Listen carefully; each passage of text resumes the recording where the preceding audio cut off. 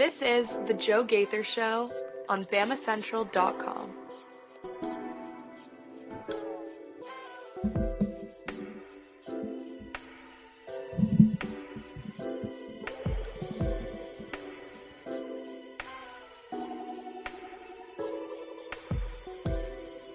Good afternoon, Tuscaloosa, Internet World, West Alabama. How we doing today on this Tuesday? It's the Joe Gaither Show on Bama Central, BamaCentral.com. You're hanging out with us on YouTube, Facebook, Twitter, listening to us on Spotify, Apple Podcasts, and Amazon.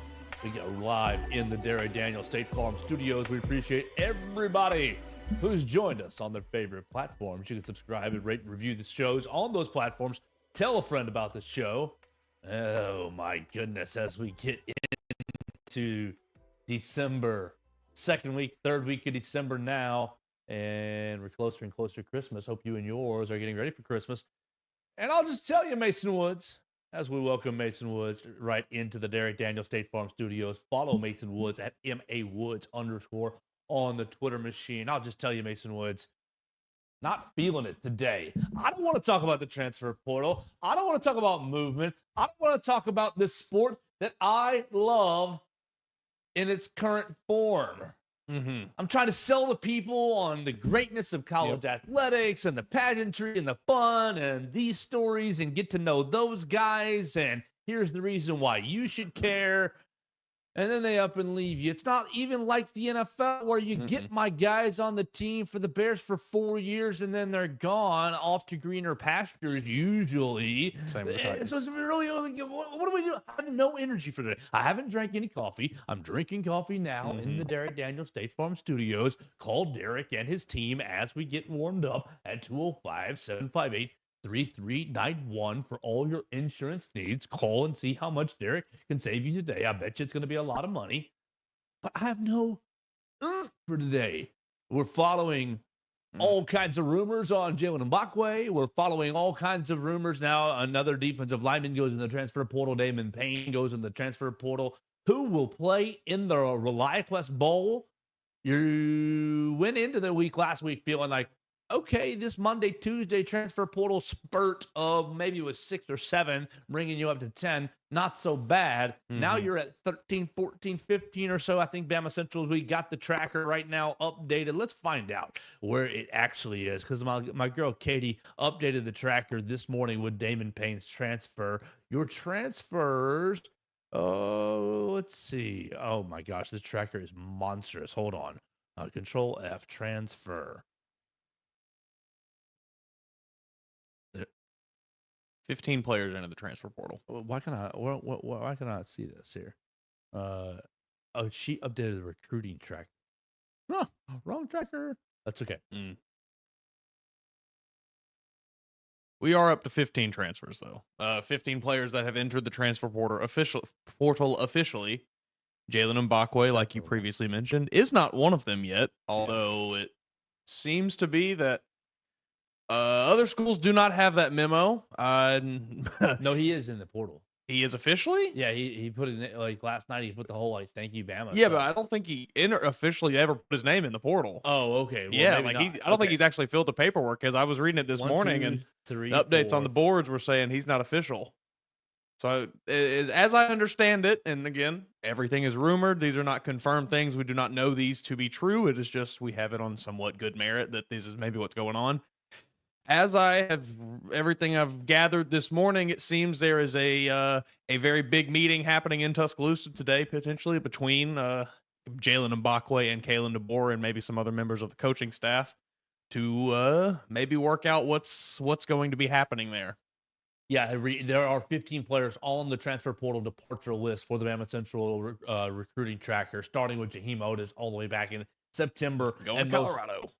Going to Colorado. Good for you, buddy. Good luck. And all the way down to Damon Payne as of an hour or so. But I don't have any, juice following this. Okay, well, let's start with Damon Payne. Great. Good luck. You're starting to now kind of feel like you're losing a little bit of numbers. I mean, you see Damon Payne, Hunter Osborne, Jaheim Otis. You've lost out of the defensive line room. 3 guys that probably, weren't going to be like your bread and butter on the defensive line next year. But we're going to see some decent amount of time. Damon Payne might have been, or he might have been a key backup. He might have been a 1. He might have been a 1B. I think, like you just said, you're starting to.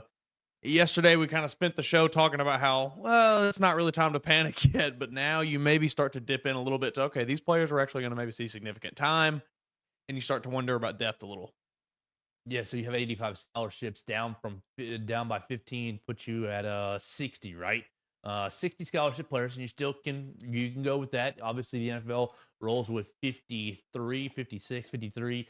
And then they have like 48 on the active roster, on the game day roster. So you really don't need, just from a number standpoint, that many. I mean, we've gone out to Alabama at 1A high school football and seen teams with 15 and 18 players. My high school football team played 4 years with, I think, less than 30 players. So Alabama will have plenty of guys. We'll have enough guys to play in the ReliaQuest Bowl. But, okay, Jaylen Mbakwe. Jaylen Mbakwe. Yes, this is that is. If you're following the story, here's what's going on. Here is what I have gathered, and what I know is from just on the outside kind of standpoint, reading tea leaves like everybody else. Jaylen Mbakwe is approached while he's not in the transfer portal, and basically, hey, we've got a 7-figure offer. We'll give you this. We'll give you that. If you go in the transfer portal, and it sounds like it was coming from Ole Miss, or it is coming from Ole Miss. What it seems like. He puts out the thank you announcement last night to Alabama. Oh, I'm going to, thank you, thanks to my people. Which many people detected was 100% AI generated. I don't know if it's real or not. Well, I don't either, but funny nonetheless. If it was AI, it was fairly clean writing, but it didn't write anything about Maurice Linguist, and I don't think Kane Womack was involved there. I'm pretty sure he thanked Freddie Roach and Kalen DeMoore. So interesting little tidbits there.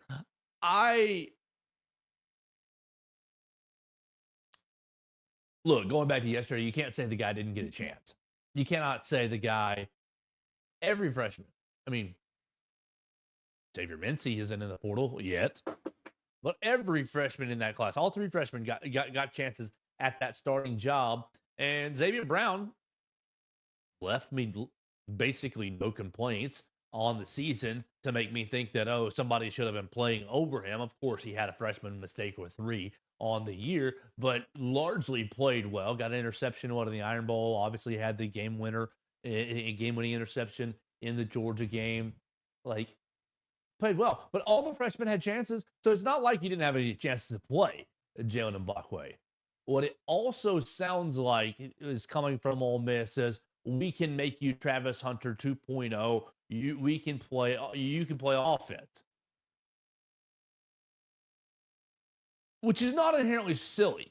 No, because of what he did at Clay Chalkville playing quarterback. He was largely the most dynamic player on the field with the football in Alabama 6A football through those couple of years. Obviously, with Ryan Williams being right there next to and Saraland playing wide receiver. But he plays corner, he plays quarterback at Clay Chalkville. He's good with the ball in his hands. What I think is also okay. So, all right, back to the timeline. He's in the portal last night, allegedly, and now Mason's telling us maybe he never officially went in. But either way, he's now in the gray area. There are rumors last night. They go, maybe Alabama can't won't meet the NIL dollar figure, but maybe there's a thought that he can play some offense at Alabama. Don't see why not. Look at what's going on in the wide receiver room right now. Particularly, you're seeing some just internet hearsay, and we want to make it clear that this is internet hearsay. You're not really sure what's real and what's not. But some internet hearsay that maybe he could just play wide receiver for the bowl game with Ryan. Him, Ryan, Jeremy. You look at the other wide receivers. You got Amari Jefferson, Rico Scott. Who else are you throwing to in the bowl game? Yeah. Jalen Hale is injured, right? Jaron Hamilton is available, right? But your wide receivers are limited. Exactly. start seeing the posts. But I'm just annoyed. It is annoying. Because what am I supposed to write here? Am I supposed to have myself a little draft in the bank for Jaylen Mbakwe returns to Alabama? Because, we wrote it last night, as we should. Jaylen Mbakwe announces transfer, yeah.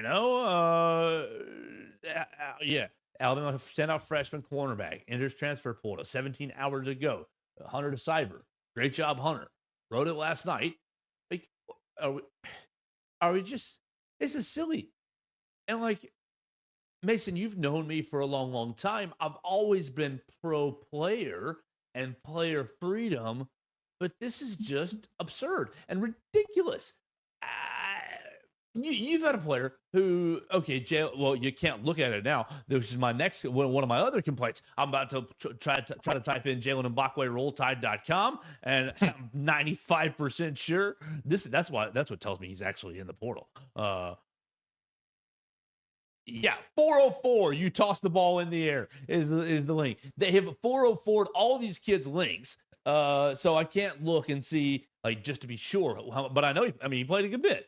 I was going to try to look up and tell you exactly how many games he played for Alabama. And sometimes their game, it's on their game participation log, right? Okay, so just worth noting, per Charlie Potter, who we like Charlie, Charlie on 3 Sports. As of 35 minutes ago, he was not officially named in the transfer portal yet. Has not filled out the paperwork. Has not entered officially. He has made the announcement that he plans to, but has not officially made it happen. All right. So this is, that is just more to this conversation of like, this is just exhausting. It is ridiculous. He played 11 of the 12 games, according to the Alabama participation logs. And I think he got an interception in one game. I remember. Think he did too. Obviously a handful of tackles, but never really in crunch time. I'm pro player, and I'm pro player freedom. Mm-hmm. But this is just ridiculous where we are. All right, I'm playing college football NCAA, and we're going through our dynasty too, and people are talking about transfer portal. I'm like, I don't care. I'm trying to keep all my players. This young man was a 5-star in your class, treated like royalty this year, given a great platform, being Ryan's best friend, and been a good player. I don't want to shortchange you there. Worthy of the platform for being a good player. And you don't know what's going to happen in this cornerback room. I know what Damani said last week about, 4 Cali corners in a room next year. I still think there's at least a 45, maybe a 50% chance of him going to the NFL draft. If he gets the right or wrong advice, either way, depending on how you look at it and how it breaks for him. It's just icky. It's nasty. Yeah. And it makes me feel like, it makes me care less. It does. It's like this weird, like you said, I'm all for player empowerment. I have sat here and I have banged the drum for the players and to continue to love this new version of college football, because I think, a lot of things are better than they ever have been for college football. But it's so frustrating. All of this nonsense that you have to deal with. And it's, sure, for so long, the NCAA completely took advantage of these players. But just because they did does not mean that now that you have a little bit of taste of empowerment, the players have to turn around and try to take advantage of all of these schools. It's not, 2 wrongs do not make a right. It is not, we have to go get reparations for being mistreated as athletes for decades. No. You can just make money now. Like, you don't have to make it your mission to tear down these programs and I don't think players are doing that, but I think there is this overarching attitude of, the players have the power now. Let's go take them for everything they have. That's going to kill a sport. You will drive the sport that you love, the sport that is giving you all of this opportunity, that is giving you all of this money. You will drive it straight into the ground with that kind of attitude. And it's just sad to watch. There has to be, and I don't know how you do it. I don't know what the steps are to correcting it, but there has to be some sort of guidance, guidelines, rules, accommodations, considerations, whatever you want to say. There just has to be something. Someone has to have some bit of power in this landscape and has to lay the fist down and say, you can't do this. Or this is going to continue to happen to every school. It's not just going to happen to Alabama. It is already happening to a lot of schools across the country. The school that we mentioned earlier, Ole Miss, is doing it to a lot of people, allegedly. All you gotta do is shop disgruntled players. Shop highly rated disgruntled players, and you got the same attitude. I can fix that. I can put them in a new scene. I can make them happy. I can, boom. We're just seeing across the wire. Luke Kromenhoek, the Florida State quarterback, commits to Mississippi State. Good for him. Mason, as you're talking, you made me think. Did you have a college job? A couple jobs? What did you do? I delivered pizzas for a while. Perfect. It was pretty eventful time. Yeah. Served tables during college. It was a fine job. Yeah. Paid the bills. Allowed me to do a handful of fun things, but nothing crazy, right? Now that I'm in this job, I'm still, we're not balling like crazy, but we're doing a little better. Doing a little better than I was in college. Right. Point being, got out of college and found something professional. Okay. All right. College has always been you're marinating, you're baking, you're preparing for your professional life. But, of course, we all know how the country is, and this isn't a political part of the country, but things cost money. Yeah. That's it, right? Of course, these football players, the dream to go to the NFL, be millionaires. That should be your dream. Yeah. I'm going to support every single one of them, whether you're at Alabama, Auburn, Tennessee, Wisconsin, USA. I don't care. Western Tech University, Carolina. If I had it my way, everybody would get drafted every year. Right. Like, I want all of these guys in the NFL. Y'all work hard. Y'all deserve it. Yes. That's not the way the world, that's not how it works. No. You were talking about taking for everything, like these college kids can make money now. Like, I know college football is $1 million business, $1 billion business. But not all these kids need to be millionaires. No. Nope. A freshman. Yeah. Look, I'll be happy if Jaylen Mbakwe returns to Alabama. I'll love to cover him any way that we can. And we'll just try to be as best we can about it. Obviously, this is a challenging time for him because some schools are throwing this kind of money. Like, it's not necessarily his fault. Yeah, don't be mad at him.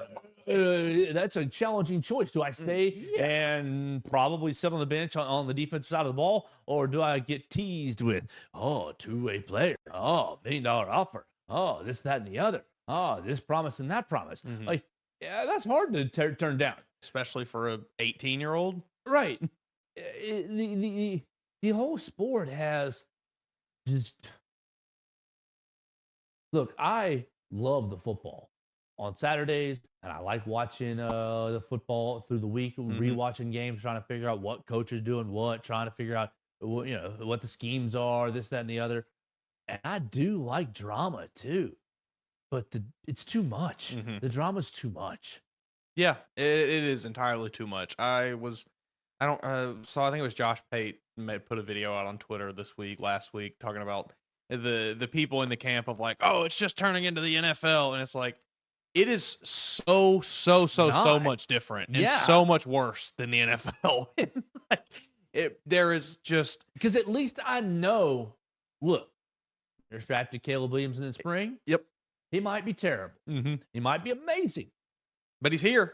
He's on the team under contract for 4 years. And if, the Bears want to trade him for a bag of peanuts or for 1 million first-round picks, that's your prerogative. Yeah. If he takes his ball and goes home, if he says, pulls a Ricky Williams and says, I want to get out of the league, you know what happens to that money? Zoop. You take that. And if he says, well, I do want to come back to the league in a couple of years, just like Ricky Williams, he's back on the Bears. Yep. So, you know what to expect. And then also, on top of that, you have things like rookie pay scales, like where guys entering the league, similar to freshmen coming into college football, can't just start making infinitely more money than other guys that have already been there for a while. Like the market is so just ruined for college football in the way that these deals are being signed and the way that they're just shelling out money to people who haven't really done anything on the college level yet. You don't know what they're going to produce. You don't know if they're worth this kind of money. It's just like it's so different from what the NFL is. And I get on surface level it might look somewhat similar, but really like the NFL has guidelines. The NFL has rules. The NFL has things, things in place to stop it from becoming an issue. College football has none of that. When the transfer portal and NIL became a thing, I guess 6-ish years ago, something in that range, I was very, very on board. Mm-hmm. Pro both things. And I always would tell people as they would complain, oh, give it time. The market will regulate itself. The market will regulate itself. The problem is, look, I am not a financial expert. And if you are, please chime in and tell me that I'm wrong and give me some corrections. But the way that I see this thing is that it's so large and it's so unregulated that you can be as creative as you want to where no one knows. It's so secretive that, okay, your folks at school A are going to do this style NIL deal, and all of them are going to come with, whatever, pro bono food vouchers, or whatever. They're all going to be so structured in a certain way. Well, they are going to keep their formula secret from school B, and school C is going to keep their formula secret from school. So you don't know. You can't really know, what I'm paying Mason Woods, or who's offering something else from Mason Woods. And Mason can tell me, hey, Joe, another podcast is offering me $5 million. And I can be like, well, maybe they are. Okay, I'll offer you 6. And like, there's so little structure that the market's not regulating itself. No, it's not. Or maybe you could say, look, financial experts, if you're listening, maybe you could say Joey just needs more time. That could be the answer as well. But I just feel like, awful. Yeah, it certainly does. I would have thought that at this point we would have started to see some of these corrections that we maybe thought were coming. And I've sat here and I've tried to think about, like, how do you fix it? How can it be fixed? And like, I just don't know. It seems like at this point, the only thing that could potentially fix it is like all of these players that are doing this, all of these players that are transferring every year, transferring in just for the sake of signing bigger NIL deals. Like, a lot of those guys are just going to have to start failing. Most of them do. Was it you that told me that, like, of the 1,000 some odd transfers, like 30-40% of them are multi-year transfers? It's not an overwhelming majority of them are successful already. If I'm shopping in the portal, but I think if you're in the transfer portal a second time, you better have a darn good reason, a really good reason. And it better not be money. Like, if it's money, then I don't care. Sayonara, buddy. You can go to Western Tech, Carolina. I just, like, that's the only thing I can think of at this point is that, or you're just going to have to see an entire class of kids who transferred all just collectively fail, and almost none of them make it to the NFL. And then maybe that sends a sign to kids in the future of like, oh, that could be a bad route for me. Because otherwise, it doesn't seem like the market's going to fix itself. It doesn't seem like everything is going to eventually work out. It seems like unless there is some sort of intervention from the outside, it's just going to keep getting worse and worse and worse until it eventually crumbles. Dude, the easiest way is simple. Bring back I get rid of every time transfers. Bring back the one-time transfer rule. Yeah. Look, Johnny can still transfer wherever he wants. You can either go that route, you can go one-time transfer, or you can just even go back to the original rule where you can transfer whenever you want, however many times you want. But you have to sit out if you're transferring at the same level. Yeah. Like, take this Jaylen Mbakwe situation right now. That could be his one-time transfer to Ole Miss, and he might be an Ole Miss Rebel for the next 2 years and go on to the NFL as Travis Hunter 2.0, and it could work out for him. Great. Yeah. Hotty toddy, right? But if Jaylen Mbakwe had to sit out for a season, would he be worth whatever money they're offering? Think back to Caleb Downs. Caleb Downs allegedly got $3 million. if he had to sit out this current season at Ohio State, would he have been worth $3 million? No, he's worth 1.5 because of you're playing half the time. Because he's only going to be playing 3 years and he's going to the NFL. Mm-hmm. So that's one season at 1.5. And so think about what that does to you from a negotiation standpoint. I'm in the transfer portal. I'm shopping.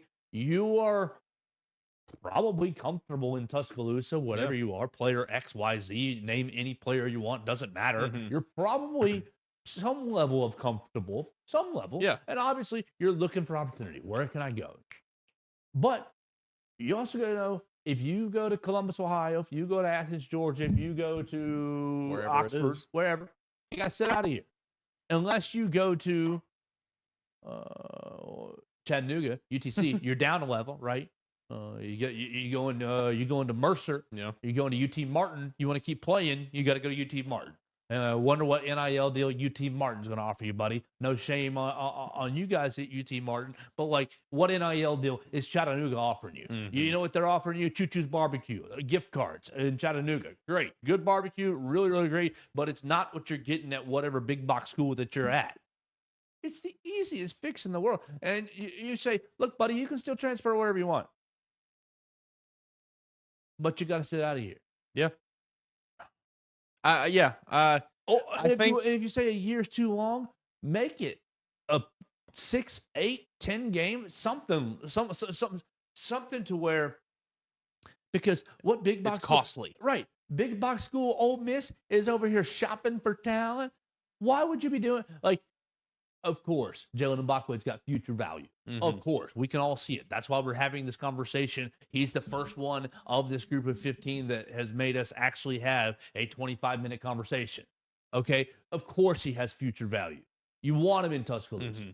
But are you offering him such a large deal of course, you're going to have to wait on him to develop a little bit. But you're not offering him that large deal. I just think it's such an easy fix. Yeah, I do too. I think I don't in the pursuit of player empowerment, I guess they have just allowed it to get too far. This anytime free transfer as much as you want is just ridiculous. That's not how the real world is. That's not how anything works anywhere. There's nowhere that you can just do that easily. So it's I guess unless you're a coach, and then you still got to worry about buyouts and things and what schools are going to be willing to pay for that. And that's another thing we're not even dealing with here in college football. There's no contracts. But I think a nice middle ground is maybe the 1-year transfer or the one-time transfer, just because I think it may be hard to go all the way back to making everyone sit out a year. But you give everybody their one, and I think it's a fair, these at the end of the day, they're still 17, 18-year-old kids making this decision. So I think it's fair to say, all right, you get your one mulligan. Okay, Jimmy Jones, whatever your name is, you made a bad decision. You played for a coach you didn't want to play for. You get your one transfer, but then after that, you better lock it in because you got to make your right decision here. And if you don't, tough. That's the way of the world, man. We can't just keep as a society, as a people, coddling athletes and things and just letting them kind of do whatever they want. It's going to crush the sport. So yeah, it's really, really, really killed my energy today. Yeah, it sucks. There's not really a better way to put it. It just kind of sucks. And so let's tell our friends about Purple Turtle Roofing, but as we continue our conversation about the college football landscape. Purple Turtle Roofing is the most reliable residential roofing replacement company in Alabama and Mississippi. Whether it's addressing leaks, storm damage, or general wear and tear, they're going to be there to deliver exceptional roof repair for your property. Purple Turtle Roofing is the leading expert in local residential roofing solutions, specializing in providing unparalleled service and quality craftsmanship for all your roof replacement needs. Call Dustin Foley and his team today at 877-PT-ROOF-5 for your free roof inspection. That's 877-787-6635 to schedule your appointment, and one of their qualified employees will come check out your roof for free and make sure you're prepared for any and all of life storms. Having a rainy day today, so make sure you keep Purple Turtle Roofing in mind. You can visit them online today at roofturtle.com. Like to move into a similar discussion. Brian Kelly, and who was it? was it Mike Gundy? Brian Kelly offers up to match $1 million in NIL deal. Mike Norvell. Norvell, yes, thank you. Mike Norvell, $3 million, didn't he do? 4.5 is what I thought. Maybe I'm wrong. No, I knew it was type it in a decent amount more. But okay, we're talking about NIL, talking about transfer portal. We're talking about the college sport is broken. Billy, I just lost his name. Brian Kelly, not Billy. Brian Kelly. Brian Kelly, LSU coach, has pledged, gone out and said, I'm pledging $1 million match, the Tiger match. You donate $1 million, I'll match up to $1 million. This is disgusting. I don't know. I didn't read the details whether it's a total of $1 million or each donation he will match up to $1 million. I mean, if you're going to pay these coaches $10 million a year, and then Mike Norvell, oh my gosh, Mike Norvell says, save my job. How do I save my job? Mike Norvell did it the right way. Like, yes. It's just, hey, I make a lot of money and I did not produce on the field. Here's some of my money back to use for players. Right. Brian Kelly took it as like, well, I'll do it if you guys do. And that's disgusting. Disgusting. You make $10 million a year, Brian. Norvell was like, just shot some of that off. Like, it's just sitting in the stadium account. Brian Kelly, you are talking to the people of the swamps of Louisiana and begging them to. It's so gross. It is so disgusting. I like what Norvell did. I love what Mike Norvell did. Didn't play well. Yes. I think it's a very honorable thing to do. I'm making 6 next year. Players, whatever we need to do in the transfer portal, let's get some good ones because I can't coach. Brian Kelly, shame on you. You should be ashamed of you and your family. We're gonna see Kalen DeBoer give some money back to the players. Maybe I could see it. $10-11 million, right? That he's making per year. That's true player empowerment. Your coaches are paying you. That's nuts. But really and truly, when you think about it, college athletics,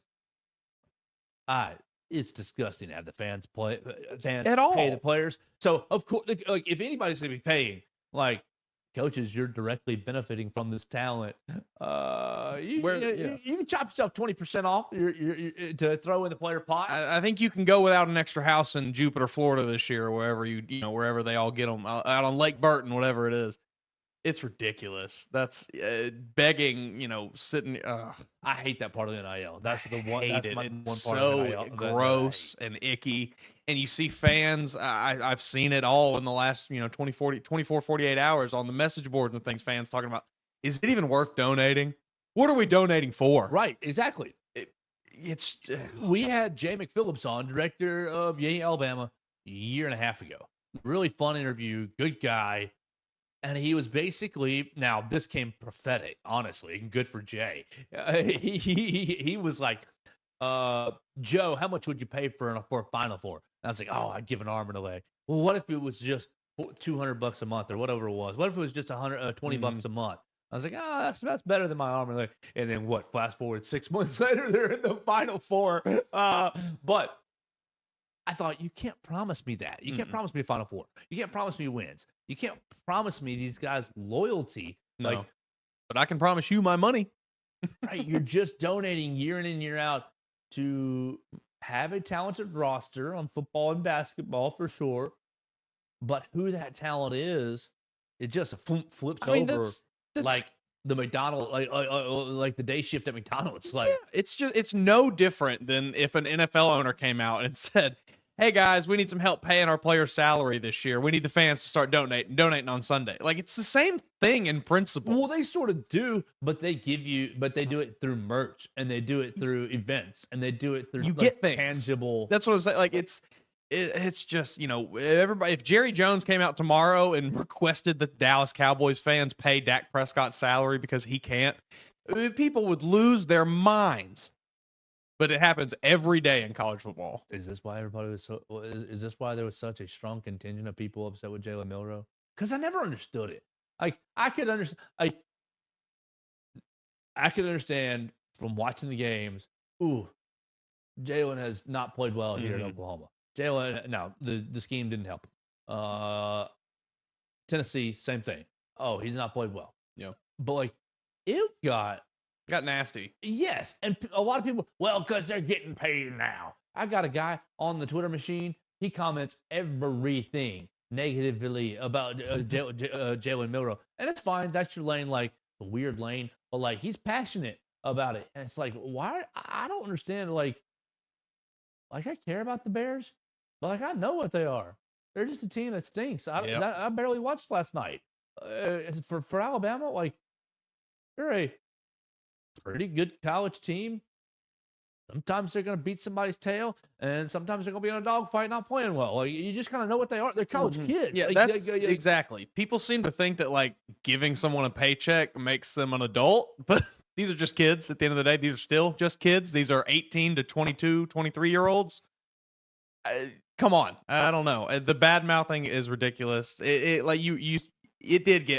still is nasty. The words that I see about Jalen Miller every day. We talked about it last week, and he gave everything to this school. He gave everything to this team, gave everything to what you love to watch every Saturday. He's the one that actually sacrificed to do the things that you like, not you. You sat on your butt on your couch and then probably didn't donate to his NIL fund. So it's just ridiculous. Buy the dude's jersey. They talk about a big meeting today, alleged big meeting between DeBoer and powers that be. Powers that be. What do you think about these Freddie Roach rumors? This is intriguing to me. Freddie Roach rumored to be going to Ole Miss as well, or off the field. I'm not sure exactly what it is. All I've kind of been able to gather is that maybe he will be exiting the Alabama program in some sort. How do you feel about that? Former Alabama player, played with D'Amico Ryan. Yeah, my first reaction to it was like, ugh, I don't love that. However, you kind of think about it a little more, and it's his last defensive lineman stud. This defensive line has underperformed, and I don't think that's a crazy thing to say. It's underperformed the last 3, 4, 5 seasons. Maybe not quite that much, but noticeably in recent memory, they have not really been as dominant as the Alabama defensive line we all came to know and love under Nick Saban. That coupled with now you have 3 of your defensive linemen enter the transfer portal. It's just, it might be time. It might just be time to part ways here. I do think Freddie Roach is a great recruiter. I think he makes, I think he builds fantastic relationships with these kids, and that is a strength that he provides to the coaching staff. But I think you have to weigh that alongside the on-field results, and he's not really provided there. Last year, I loved Tim Keenan because he was someone you weren't expecting to play particularly well, and he played above board. This year, I was expecting him to play well, and he was just kind of okay. It was okay. Yeah, I don't know that he underwhelmed, but barely met expectations per se. Dangerously average. I'll just say this for you guys listening and watching, as a person, I love Freddie Roach. Every time I've talked to him, he has been so awesome. Now, very straightforward, but that just is what it is. Oops, somebody calling me. We don't want to talk to you from Los Angeles. Could be a big important business call, LA. It probably is, actually. We want to talk to you about your car insurance. No, thank you. I love Freddie Roach, and he is a really, really, really strong recruiter. And that's going to be hard to miss. But was he coaching Christian Barmore? You got to think back to who was the last real stud defensive lineman? To me, it's Quentin Williams in 2019. You obviously got to Alabama in 2020 was when he was hired. So you had Fedarian Mathis, you had Christian Barmore. Those are some solid players, but that was their last year, wasn't it? His first year was their last year, so he maybe didn't do a lot of the developing there. Okay, all right. I do think you're onto something with, it's maybe been a bit since Alabama's had a stud defensive lineman under him. Right. And I don't know if that's development. I don't know if that's scheme. I don't know. what that is. Look, I'll just tell you from a personal standpoint, if he does move on, I will be sad because he's been great to cover, and he's really given us good answers and been good to us this year. But I will view it as Coach DeBoer looking to get more continuity on his staff. Yeah. Obviously, Freddie Roach served a great purpose in the spring, and Robert Gillespie as well, of keeping continuity to get to as well. This is strange. I have mixed feelings here. I think I'm wary of what you lose on the recruiting trail, certainly, with Freddie Roach, but I am optimistic of what you could possibly gain on field with the development, with the coach, actual coaching of the players. Oh, I have one more thing. Speaking of paying players, we joked about it. Was it Friday that I asked you? It was Thursday that I asked you to bring up your own topic or whatever, and you threw me the Auburn quarterback targets. We talked about Jackson Arnold, and obviously that happened over the weekend. Jackson Arnold did commit, Oklahoma quarterback. If you beat Alabama, there's a spot for you here at Auburn. Not only did he commit to Auburn, allegedly, $3 million. $3 million for Jackson Arnold's services. Did he throw 12 passes in that game against Alabama? Was he 9 for 12? That's what it was. Obviously 9 of 12. That's really good. Really, really efficient. Sure. And he obviously ran for 125 yards. But you threw 12 passes, and you're going to pay this fella $3 million. 1,421 yards, 12 touchdowns, 3 picks in 2024. Now, okay, Jackson Arnold, you get a lot of credit for your wide receiver core being very injured this year. But Auburn, you guys are the people that are breaking the market. And I understand it's desperation. Yeah, it is. It's Ohio State. You beat Alabama. It's Ohio State the same way. Oh, Michigan wins a national championship. We'll spend $20 million on our roster. Y'all are breaking this. Have some sense about yourself. Have some class about yourself. Jackson Arnold, $3 million. What? Could you have got him for one? Yeah, who were you competing with here? Exactly. There's zero chance that there was any other school coming close to offering that kind of money for him. Did you just want to make it make him an offer he can't refuse? I don't know. You know what it was? They signed it with him and they turned around and said, "Hey, Deuce, here's what we can give you next year. Please stay. Please don't transfer." Is it an overcompensation for being in West Georgia? We're talking about Auburn, and I'm looking now, another transfer player, this Georgia Tech wide receiver, Eric Singleton. He's expected to command over $1 million in the transfer portal. What? Guess who his top schools consist of? LSU, Texas, Auburn, Miami, and Ohio. Auburn, where's this money coming from, and why are we just throwing it willy-nilly at players? Yellowwood. I mean, that's where it's coming from. Great Wood. Jimmy, stop ruining college football. That's exactly what you jokers are doing. Phil Knight at Oregon, just saying, "Oh, give me a good team. I don't care what it costs." Golly, have some afterthought. Have some shame. Let's look at things with a wide angle here. What is? I understand short term. Oh, we got the guy that beat Bama. He beat Bama. Let's go Auburn. You freeze warning. Woo, whatever. Come on. You just paid $3 million for someone that did not throw for 2,000 yards last year in 2024. The year of our Lord. Come on. 3,000 yards is like the benchmark for an okay season. Well, he missed. How many games did he miss? 3?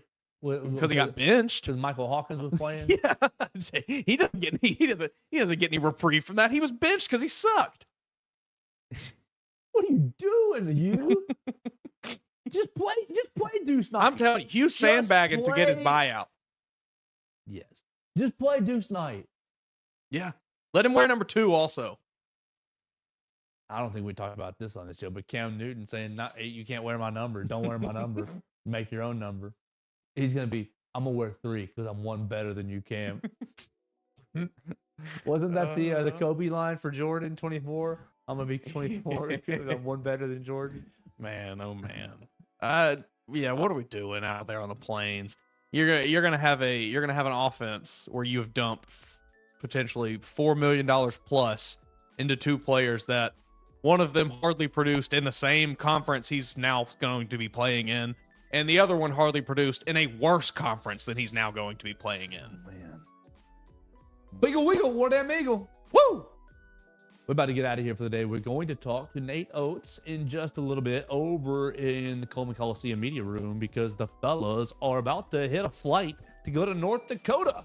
Tomorrow night, Alabama takes on North Dakota in Grant Nelson's backyard. Do we just force feed Grant the ball for 40 minutes? That would be just awesome. Like, hey, man, we don't care. I want 50 from Grant tonight. 50 if Bama loses 55 to 56, but Grant scores 55 points and gets 10 whatever, it's it's fine. It's a crowd throwing roses onto the floor, Right. It's just a Nelson showcase. Now, look, that's a joke. Coach Oates is not going to do that. That's a total but wouldn't that be nice? It's just Mark Sears gets everybody together. Grant's in the bathroom. Grant's taking a deuce, and Mark pulls everybody aside. Hey guys, look. We're going to North Dakota. Here's the plan. Every shot for the mustache, every screen and roll, we're throwing it up to him. We don't care. Nobody else shoots tonight but Nelson. If we get Grant Nelson a pretty great game in his home state, I mean, we can probably argue he's the greatest player to ever come out of North Dakota. I don't know if any other players come out. Dalton Connect is the only other notable one. Oh, believe you, Dalton Connect. Grant Nelson's so much better than him. Let's get him 50 tonight. Prove him wrong. Tomorrow. Tomorrow. Yeah, absolutely. So we'll get out of here for the day. We'll talk to Coach Oates. We'll talk to you guys tomorrow on YouTube, Facebook, and Twitter, on Spotify, Apple Podcasts, and Amazon. Big thanks to Derek Daniel and State Farm and Purple Turtle Roofing. And we'll talk to you again tomorrow right here on the Joe Gaither Show on Bama Central on BamaCentral.com.